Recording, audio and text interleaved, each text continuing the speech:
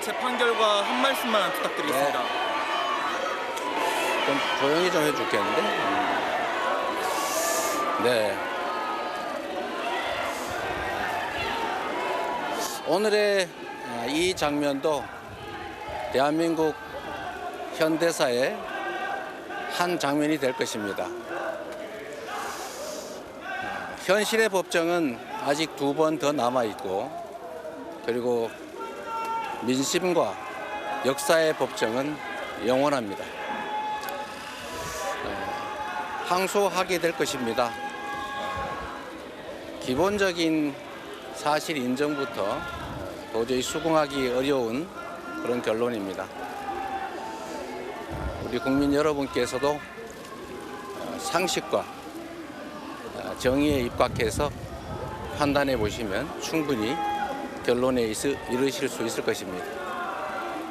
고맙습니다. 징역형 집행유예가 선고됐는데요. 형량 어떻게 생각하시나요? 재판부가 두발을 호의로 판단했는데 여전히 부인하시나요? 항소장을 바로 제출하시는 건가요? 예, 저 이재명 대표의 표정이 정말 많은 걸 뜻하는 듯합니다.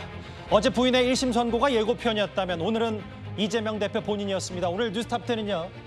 징역 1년, 집행유예 2년 유죄, 백현동 발언이 결정타였다. 항소심, 1심과는 달리 속도를 낼까, 이 소식 등을 집중적으로 살펴보겠습니다. 보신 그대로 이재명 대표의 사법 리스크가 현실화됐습니다.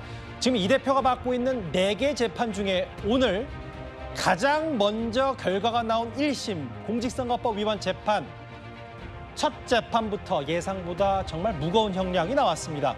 징역 1년과 집행유예 2년입니다. 검찰이 징역 2년을 구형했는데 오늘 1심 재판부는 징역 1년, 집행유예 2년을 선고했습니다.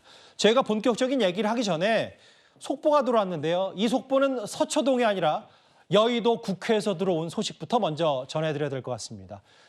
이재명 대표의 민주당이 조금 전에 긴급 최고위원회를 소집하고 공식 입장을 낼 것 같습니다. 또 있나요? 저희가 지금 저녁 5시 20분인데 20분 전부터 민주당은 긴급 최고위원회를 열고 이재명 대표 1심 선고 이후의 대책을 논의하고 있습니다.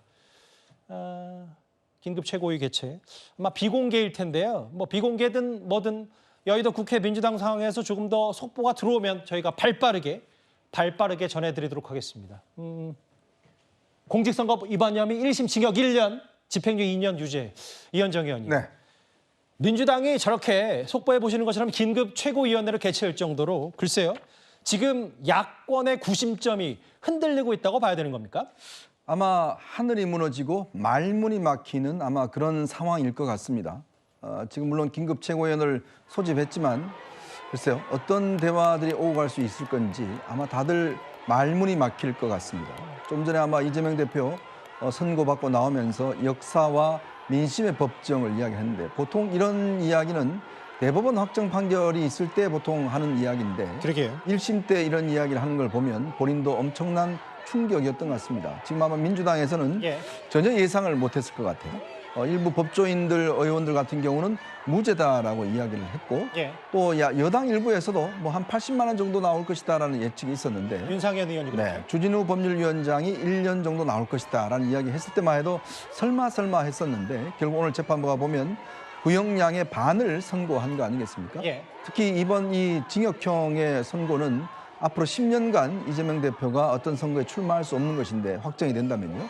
그만큼 지금 이 재판부의 판결문을 보면 굉장히 엄중한 것 같습니다. 특히 이 재판이 2년 2개월을 끌은 재판 아니겠습니까? 중간에 재판부가 바뀌고 재판을 내렸는데 그 팩트 자체가 보면 명백하게 어떤 허위 사실을 공표했다라는 사실 부분을 인정하고 있는 사실이거든요. 예를 들어서 한 벌금 정도가 나오면 좀 다툼의 여지가 충분히 할 수 있고 항소심을 기대해 볼 수가 있을 것 같은데 지금 1심 선고와 그 내용을 보면 사실 다투기가 굉장히 어려운 상황인 것 같습니다. 아마 그걸 이재명 대표가 법전이기 때문에 꽤 알 것 같습니다. 그런 상황에서 민주당은 그동안 이재명 1국 체제를 거의 완성해가는 그 직점에 거의 정점에 달했었는데 그게 모래성처럼 무너지는 듯한 그런 상황이기 때문에 아마 오늘 최고위원회에서도 뾰족한 대안은 나오지는 않을 것 같습니다. 오늘 오후 한 2시 16분쯤이었나요? 저렇게 검은색 승합차에서 이재명 대표가 내려서 현직 의원들, 민주당 소속의 의원들 서초동 오지 말라고 공지까지 했다는데도 대략 파악하기로는 70명 넘게 뭐 박찬대, 김병주, 김민석 최고위원들을 비롯해서 여러 의원들이 법정에 들어가는 이재명 대표를 배웅했었습니다.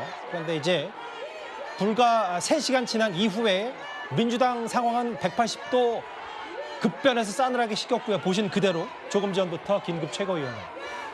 이현정 의원님 짧게 하나 더요. 그러니까 대선 가도까지는 모르겠지만 일단 이재명 대표 지금 민주당이 1극 체제에 큰 상처가 난 건 분명해 보인다 이 말씀하시는 거죠? 그렇죠. 더군다나 이제 오는 25일 날 위중교사 사건 또 선고도 이어지고 있지 않습니까? 그러게요. 이거는 이 사실은 전망이 이거보다 훨씬 더 어떤 좀 이 안 좋은 판결이 나올 것이다라는 전망이 있었는데 이재명 대표도 사실은 내심은 선거법에서는 꽤 기대를 한 것 같아요. 그러면서 이제 위중교사 사건에 꽤 집중을 한 것 같은데요. 반대로 지금 물론 위중교사는 아직 모르겠지만 선거법에서 지금 굉장히 엄중한 형이 나왔기 때문에 물론 겉으로는 지금 어떤 단일 대우 뭐 이걸 유지해 간다고 하겠지만 그러나 이제 아마 속내들은 이거 뭔가 플랜 B를 이제 준비해야 되는 거 아닌가? 라는 어떤 인식들이 이제 굉장히 빠른 속도로 확산될 수 있습니다. 이게 사실은 벌금형 정도만 나와도 조금의 그런 여지들 아마 이재명 대표 중심으로 뭉칠 텐데 그러지 않는 형이 나와서 제가 볼 때는 아마 당내 동요도 꽤 심각할 것 같습니다. 그러면 저희가 크게 한번 뭐 야권 제1야당의 1극 체제 구심점이 많이 흔들리고 있다는 큰 분석부터 해왔다면 하나하나 뜯어보겠습니다. 징역 1년에 집행유예 2년. 다음 화면을 볼게요. 박상수 대변인님. 의원직 박탈, 선거권, 피선거권 제한 10년.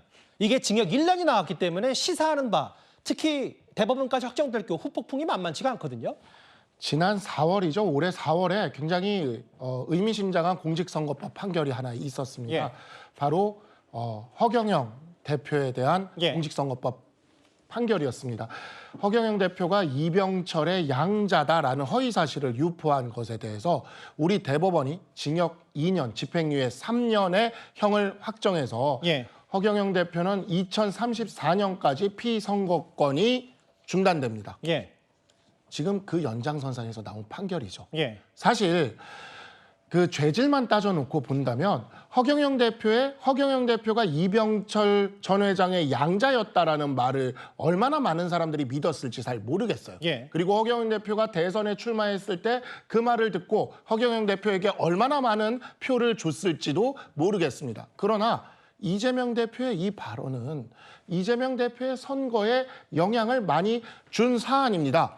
일종의 우스갯소리로 소비됐던 사건도 아니고 대장동 사건과 관련된 굉장히 중요한 이슈를 관련된 핵심적인 관계자를 모른다고 했던 사안이고 심지어 사진이 뚜렷한데도 그 사진에 대해서 조작이라고 이야기를 했던 사안입니다. 그리고 백현동 사건에 있어서 국토부에 협박이 있었다는 허위 사실을 또 적시해가지고 했던 사건이죠. 그렇기 때문에 사실 어떻게 생각하면 우리가 기대했던 것보다 높은 형량이 나왔던 거는 맞지만 허경영 대표에 대한 대법원 확정 판결을 생각한다면 결코 그렇게 비합리적인 판결이었다고 보기는 어렵다. 이렇게 볼 수 있겠습니다. 박상수 대변인께 하나 더 질문을 드릴게요. 이제 좀 더 들여다보면 오늘 1심 재판부가 도대체 어떤 생각과 의견을 갖고 징역 1년에 집행유예 2년을 선고했는지 제가 한번 쭉 읽어보겠습니다.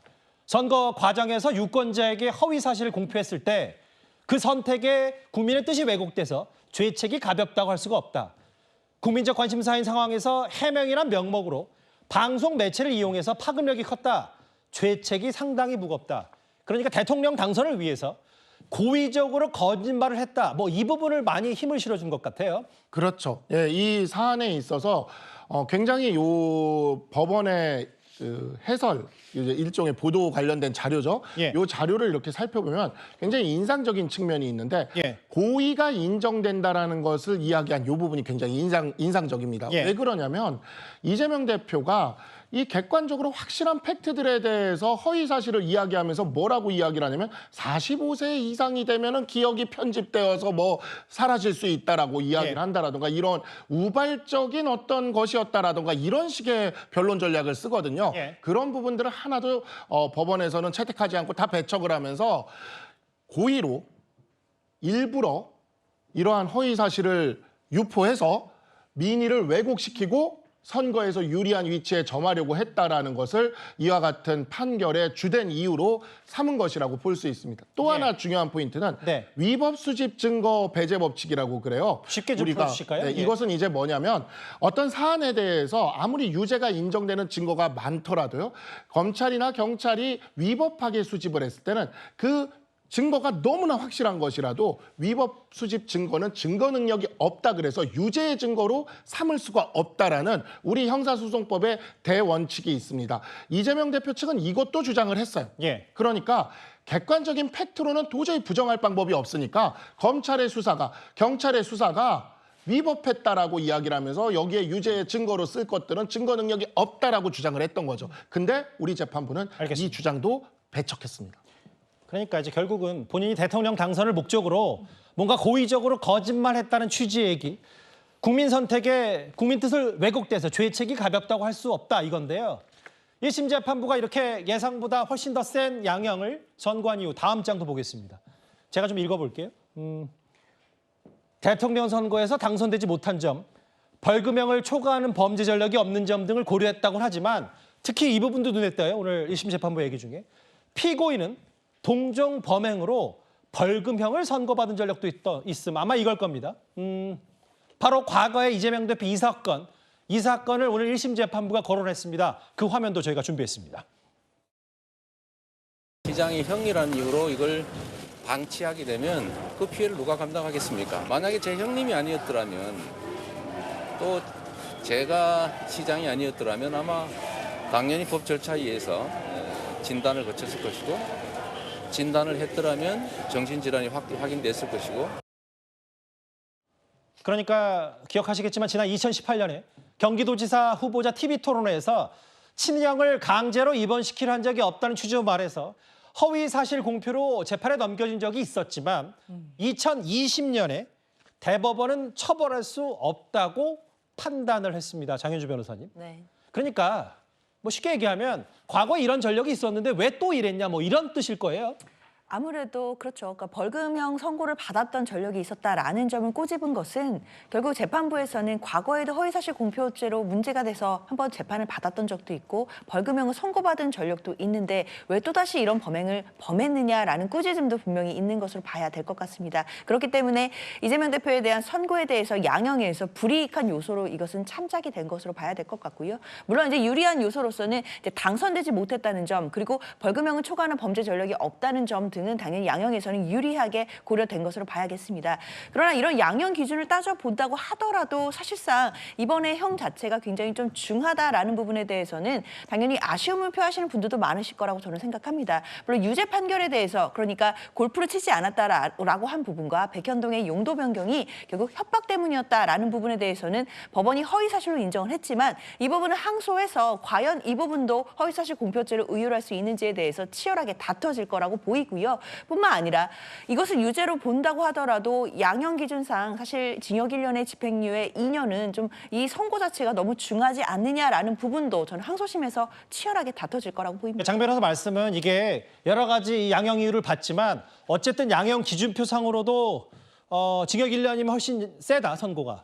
그러니까 1심 재판부가 가중처벌을 준 건 맞는 거네요 이재명 대표에게. 그렇죠. 당연히 양형 기준상에서 보더라도 가중 요소를 있다고 생각해서 이런 선고가 나왔다고 봐야 될 것 같은데요. 당연히 이런 부분들이 물론 1심 판결 자체는 존중해야겠지만 아쉬운 부분에 대해서는 당연히 따져봐야 되기 때문에 항소심에 가서는 양형에 대해서도 당연히 다퉈지게 될 것이라고 보입니다.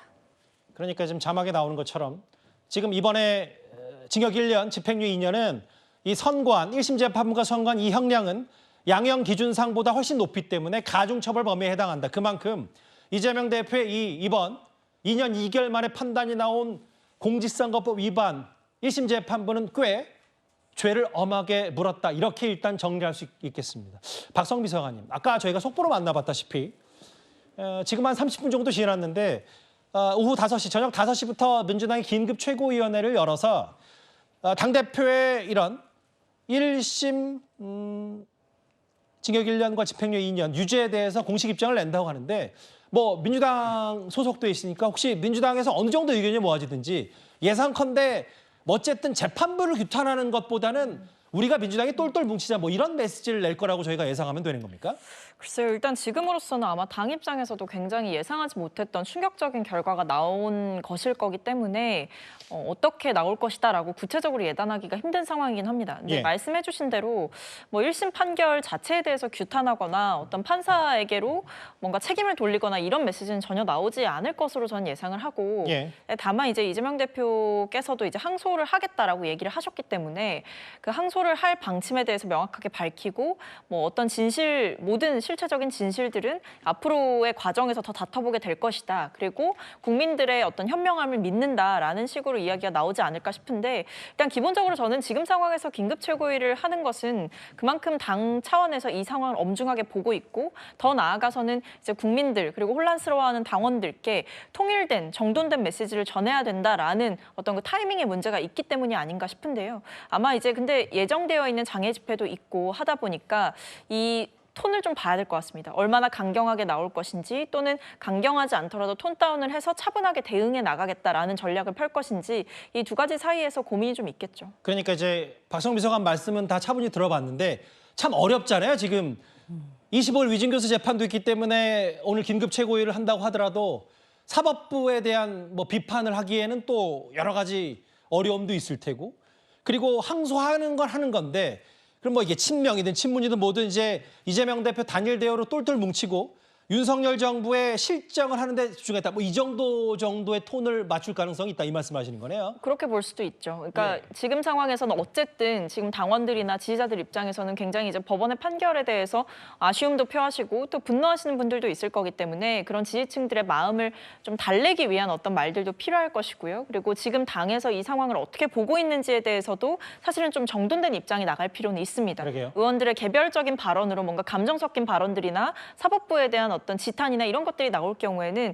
당에 더 큰 악재가 될 수 있기 때문에 알겠습니다. 지금 상황에서는 정돈된 어떤 대응을 마련하기 위해서 지금 전략적으로 모인 게 아닌가 싶습니다. 근데 이미 일부 의원들은 또 여러 성토의 목소리를 이미 내놓은 바 있기 때문에 이재명 대표가 1심 선고 직후에 곧바로 항소하겠다고 카메라 앞에서 얘기를 했고 검찰도 입장을 냈습니다. 저 판결문을 면밀히 검토해서 검찰도 항소 여부를 결정할 것이다. 또 있나요? 하나인가요? 일단 검찰도 징역 2년을 구형했었잖아요, 검찰은. 근데 이제 재판부의 판단은 징역 1년이기 때문에 검찰도 판결문을 면밀히 검토해서 이런 것들이겠죠. 양형 기준에 대해서 항소 여부를 결정할 것이다. 일단 양형 기준표 상으로도 가중처벌 대상이 됐습니다, 이재명 대표는.